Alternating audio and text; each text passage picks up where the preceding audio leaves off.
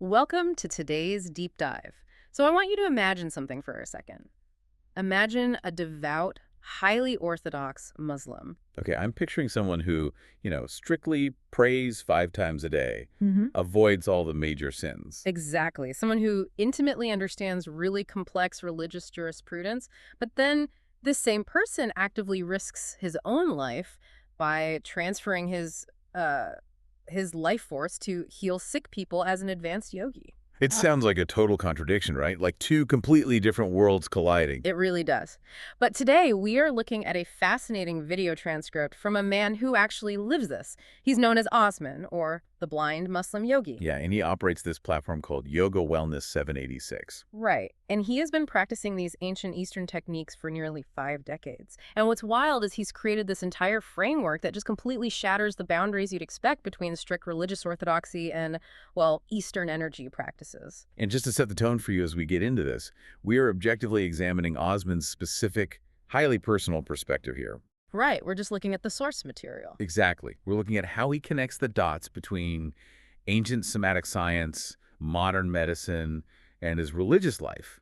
We're just exploring his rationale for how he justifies all this, especially given the intense criticism he faces. Because, the pushback he gets is definitely not subtle. Oh, not at all. In the video, he talks about how the vast majority of Islamic scholars he encounters completely forbid yoga and meditation for Muslims.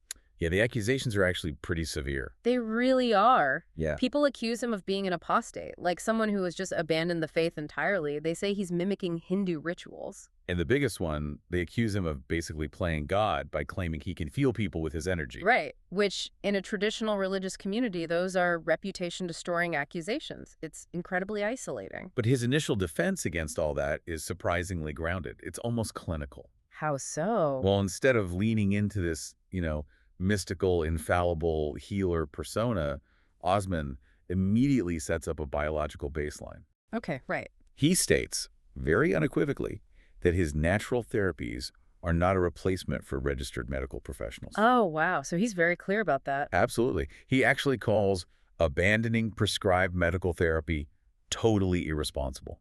He frames his entire practice as a complementary mechanism. It's just there to enhance the human body's inherent capability to fight illness. That makes a lot of sense. It actually reminds me of how people view diet and aggressive medical treatments. Oh, like taking supplements. Yeah, exactly. Like you wouldn't just throw away your prescribed antibiotics just because you started drinking green juice Yeah. or taking vitamin C. Right, nobody would advise that. And Osman is applying that exact same logic to breath work and physical yoga postures. It's like he's trying to de-escalate the religious tension by just lowering the theological stakes. That's a great way to put it. By framing yoga as a biological supplement rather than some spiritual alternative, he's basically telling his critics, look, this isn't religion versus religion. It's just medicine plus wellness. Exactly. But to make that framing work, he has to have a highly specific definition of his own religious identity, which is why he introduces this really interesting framework he calls the 3 levels. Right, because he's constantly having to fend off those accusations that he diluted his faith, so he audits the whole concept of what being a Muslim actually means. Yeah, he categorizes the global population to sort of pinpoint exactly where his authority is coming from. So let's break that down. Level 1 in his framework is just basic foundational belief. Meaning just attesting that there is one God and that Prophet Muhammad is the messenger. Exactly. But Osman makes this really fascinating observation. He points out that a massive portion of the population is at this level, and crucially, people at level 1 are often still committing major sins. Like what kind of sense? Well, he mentions they might be drinking, going to clubs, or even committing crimes. Oh, wow. Yeah, he notes pragmatically that, criminals are just part of the human condition. Their personal flaws don't automatically invalidate their basic religious identity. Right, so they remain Muslim by belief, even if their day-to-day actions completely contradict the rules. Exactly, that's level 1. So moving up to level 2, that requires a pretty massive intellectual leap, according to Osman. This level is defined by a really deep, nuanced understanding of the law. Okay, so more academic. Very much so. It's the realm of scholars who understand juristic differences, people who know the historical context behind religious rulings. Because the rules of a global religion have to adapt to wildly different environments, right? Exactly. And level 2 requires understanding the mechanics of how those rules can bend without actually breaking. I love the example he uses for this. He talks about fasting during Ramadan, and it just perfectly highlights the difference between level 1 and level 2. A Norway example. Yes. So the basic rule everyone knows is you fast from sunrise to sunset. But Osman poses this geographic problem, like what you do if you live in Norway during the summer. Where the sun literally might not set for weeks or even months. Right. A level 1 practitioner might be completely paralyzed by that. They might try to fast indefinitely and just end up in the hospital. Which totally misses the point of the fast. Exactly. But a level 2 practitioner understands the jurisprudential flexibility required there. They know the specific theological mechanisms that allow a person in Norway to, say, align their fast with the time zone of Mecca. Or just the nearest country with a normal day and night cycle. Right. They understand that the underlying intent of the law is spiritual discipline, not physical starvation. And they know how to apply that intent across completely different operational environments. Which brings us to level 3. The realm of strict adherence. Yeah, active practice. Because it's one thing to have the belief of level 1 and the academic theory of level 2, but level 3 is all about execution. Meaning consistently praying the 5 daily prayers, actively avoiding major sins, and rigorously practicing the recommendations of the faith. And Osman estimates that people operating at this highest level, level 3, make up only a tiny fraction of a percent of the total global population. But he claims to operate at all 3 levels simultaneously. Which is quite a statement. He's saying he possesses the belief, he understands the deep architectural nuances, and he executes the strict daily practice. Okay, but I have to push back a little here because I'm struggling to buy this paradox. How so? Well, is Osman essentially arguing that his extreme, rigid orthodoxy is exactly what gives him permission to be unorthodox? That is essentially his argument, yes. It just sounds like he's saying you have to flawlessly execute the rules before you get the theological clearance to adopt practices from entirely different cultures. Like, how does strict rule following naturally lead to cross-cultural experimentation? It's a great question. Basically, his point is that when a person only operates at level 1, their grasp on their own religious identity is pretty fragile. Okay, so they're insecure about it. Right. They might feel deeply threatened by an outside concept, like yoga, because they don't actually know where the load-bearing walls of their own faith are. So they're afraid that doing a downward dog might accidentally trigger a sin they don't fully comprehend. Exactly. They operate out of a fear of the unknown. They keep their world very small, just to avoid breaking a rule by mistake. But Osman, because he's at levels 2 and 3, he knows the exact theological architecture. Yes. He understands the intricate boundaries of what is strictly forbidden versus what is just culturally flexible. So his orthodoxy acts as a protective shield, not a cage. He knows exactly what concepts he can bring into his house without compromising the foundation. Precisely. He can look at yoga and instantly strip away the perceived religious threat. He just views it purely as a neutral biological tool. And he has this really pragmatic analogy to explain that neutral biological approach, the winter coat analogy. Oh, that's a brilliant way to explain it. Right. He tells his critics to imagine stepping outside into the freezing winter air, like 4 or 5 degrees Celsius. Your immediate common sense reaction is just to put on a heavy winter coat. Exactly. You want to protect your body. You do not stand there shivering in the cold, frantically flipping through a religious text, trying to find a specific verse that gives you permission to wear a coat. You just apply common sense to solve a biological problem. Right. If the body is cold, you warm it. If the body is stressed, you calm it. And Osman is directly equating the physical postures and the breathwork of yoga to that winter coat. He even points to the science behind it. Over 50,000 scientific studies measuring the physiological impacts of these practices. Things like increased vagal tone, reduced cortisol levels, improved heart rate variability. Yeah, and if the scientific method proves that a breathing technique regulates your nervous system, Osman argues you don't need a religious text to validate it. The biological result is basically all the permission you need. It's just a winter coat for your nervous system. I love that phrasing. But to make this argument hold up, he really has to explain how he separates the health benefits of yoga from the Hindu theology that originally birthed it. Right, because that's the main sticking point for his critics. And he accomplishes this through a very deliberate process of extraction. He acknowledges that Hindu culture preserved these ancient sciences, sure. But his platform is intentionally named Yoga Wellness 786. He focuses entirely on the biomechanics. So he completely removes the Sanskrit mantras, the religious incantations, visualizations of deities. All of that is gone. Gone. Instead of chanting a mantra as an act of worship, he might just simply count his breaths or focus on the physical sensation of his diaphragm expanding. It's like he strips the engine out of the car and just leaves the religious chassis behind. It's exactly what he's doing. He even says in the transcript that he doesn't feel he needs yoga to enhance his religion. His religion is already whole and complete for him. Right. He is just extracting the biological technology, the movements and breaths that trigger a parasympathetic response. And viewing these practices purely as secular technology opens up this fascinating historical dimension that Osman talks about. The military application. Yes, because we often have this, super romanticized image of ancient yoga, like peaceful ascetics meditating in the forest. But Osman highlights that these somatic sciences, including things like Qigong, were historically weaponized. They were heavily used in the ancient Far East to enhance military capacity, to engineer peak performance for warriors. And they were kept fiercely secret by the rulers and emperors of the time.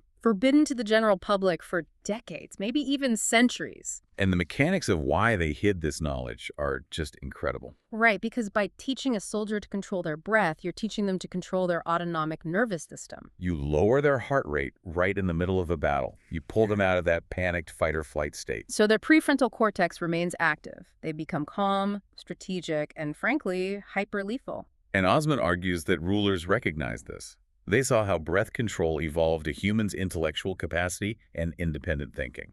So if the general peasant population got access to techniques that regulated their own nervous systems, they could no longer be easily controlled by fear or stress. wow, the rulers hid the technology because a biologically optimized, emotionally regulated population is inherently a threat to an authoritarian power structure. Exactly. It really reframes the entire concept of mindfulness for you as a listener today. Completely. Osman is pointing out that whether you're trying to improve your athletic endurance or sharpen your financial decision-making, or honestly just survive a stressful presentation at work, You are tapping into a universal human technology. ancient empires literally hoarded these breathing techniques because they made humans operate at peak capacity. So Osman is challenging us. Why would you let a modern cultural label prevent you from using a biological tool that was once considered a state secret? It's a really compelling argument, and it's pretty easy to rationalize basic breathwork and stretching as neutral technology. That logic clicks. It does, Oh, but Osman severely tests the limits of that logic when he transitions from personal wellness into the realm of advanced energy healing. oh yeah. This is where he crosses a threshold that makes both secular doctors and orthodox religious scholars deeply uncomfortable. We really need to look closely at the mechanics of what he claims to be doing here, because it is not just a relaxing massage. No, not at all. Osman claims he has developed the ability to scientifically increase, control, and physically transfer his own life force energy into the body of a sick person. What Eastern traditions might call prana or ki. Right. He visualizes and projects his own bioelectric energy to basically jumpstart the failing system of his client. And the controversy isn't just that it sounds mystical. It's the immense physical toll it allegedly takes on his own body. Because Osman doesn't downplay the danger, he states that transferring his life force actively drains his own biological battery. To the point where he actually risks losing his own life during a severe healing session. He's taking on the physical burden of the illness. Yes. Okay, wait, I have to stop here and call out what seems like a massive, glaring contradiction in his entire worldview. The suicide aspect. Yes. Because in Islam, just like in many major global religions, your life is considered a divine gift. Suicide, or unnecessarily risking your own life, is strictly forbidden. It is a major sin. Absolutely. So I am really struggling to understand how a man who claims to be a level 3, flawless practitioner of Islamic law justifies a practice that effectively acts as a slow suicide. It sounds totally incompatible, right? How does he reconcile killing himself to heal a stranger with his rigid orthodoxy? Well, he reconciles it by appealing to the absolute highest ethical mandate within his religious text. Okay, so he bypasses the smaller rules. Exactly. Osman bypasses the specific cultural rules about medical practices and goes straight to a foundational Quranic principle. The principle that saving a single human life is equivalent to saving all of mankind. Oh, wow. And conversely, allowing a life to be taken is equivalent to killing all of mankind. Right. He is anchoring his defense to the most extreme moral stakes possible. So for him, energy healing isn't just a neat parlor trick or a way to make money in the wellness industry. Not at all. It is a profound, non-negotiable ethical duty. He argues that if he possesses the internal technology to save a human life, even if he can only stabilize them for a short time, and that person is suffering, It is his absolute responsibility to step in and transfer his energy. he actually directly confronts the critics who ask why he would risk his own life for a complete stranger, someone who might even be a sinner or a criminal. And his response is incredibly intense. It really is. He demands to know who we are, to judge whose life is worthy of saving and whose is not. A human life is a human life. And this argument brilliantly flips the theological accusations right back onto his critics. Because they accuse him of playing God by claiming the power to heal.